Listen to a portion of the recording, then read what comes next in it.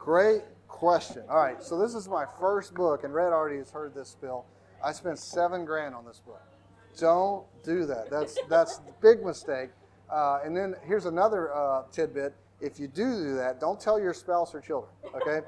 Because here's what happens, right? So if I have a big day and I've sold 10 books in a day, which for me is a big deal, right? Normally I sell 3 or 4 a day. But if I sell 10 books in a day, I'm all excited. I'll tell my kids, hey, we're sitting around the dinner table. Guess how many books I sold today? I don't know, 3, 4. I sold 10. And then my son will immediately say, my teenage son, he will immediately say, well, how many more you got to sell till you make a profit? That little punk, I just want to, what the hell, So anyway, so anyway, for this one, I figured out I had to sell about 2,000 copies. I've sold 1,200 so far, so I'm on my way, but I'm still, not making money yet, as my son will clearly point out. But these other ones, like this one, I only spent 1,500 on this one. I think that's much more reasonable. This one I spent $2 grand on.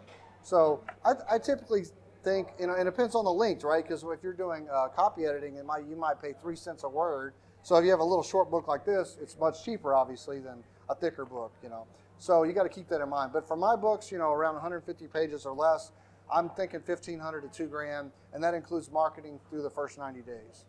Don't do the $7 grand. That was too much. That was little overdid it, but a lot of authors first time they do overdo it, and I learned from that. And all those lessons ended up in this book and others. So it's important to keep your expenses in mind and realistic what you think you'll make down the road.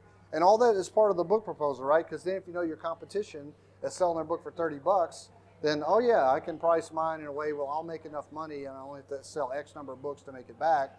But if everybody's selling their book dirt cheap, it's going to be tough, and it's going to take you longer to get your money back. So just keep that in mind.